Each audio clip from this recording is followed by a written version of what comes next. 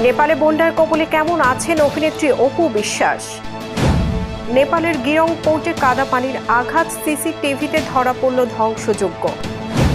মৃত্যুপুরী নেপাল তিব্বত সীমান্ত, 160 জনের মৃত্যু, নিখোঁজ 600।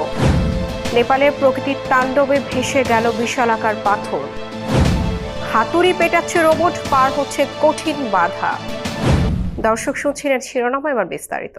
নেপালের ভয়াবহ বন্যা ও আকস্মিক ভূমিকম্পের মাঝে আটকে পড়েছে ঢাকায় চলচ্চিত্রের জনপ্রিয় অভিনেত্রী অপু বিশ্বাস ও তার শিকার সিনেমার টিম। তবে বর্তমানে তারা দেশটির পোখারা শহরে সম্পূর্ণ নিরাপদে আছেন বলে সামাজিক যোগাযোগ মাধ্যমেই নিশ্চিত করেছেন এই অভিনেত্রী। বন্যায় মহাসড়কগুলো বিপর্যস্ত হওয়ায় দেশে ফেরা নিয়ে সামরিক অনিশ্চয়তা দেখা দিলেও বিকল্প গাড়ির ব্যবস্থা করা হয়েছে।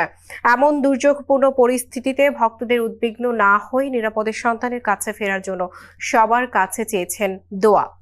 উল্লেখ্য, নেপালের আকস্মিক এই বন্যায় এখন পর্যন্ত 165 জনের প্রাণহানির পাশাপাশি নিখোঁজ রয়েছেন হাজারো বিদেশি পর্যটক।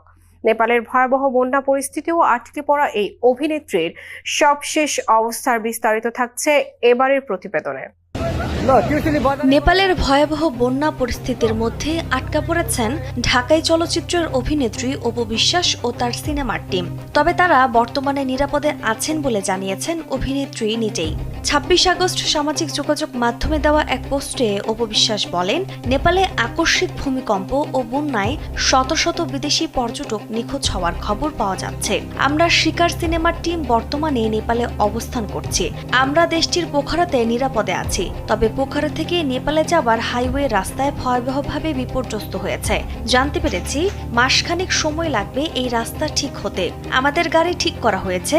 নিজের জন্য ভক্তদের উদ্বিগ্ন না হওয়ার অনুরোধ করে তিনি বলেন, আমার জন্য চিন্তা না করে সবার কাছে দোয়া চাই, যেন নিরাপদে দেশে আমার সন্তানের কাছে ফিরতে পারি। এদিকে ভয়াবহ আকস্মিক বন্যায় নেপাল বর্তমানে বিপর্যস্ত।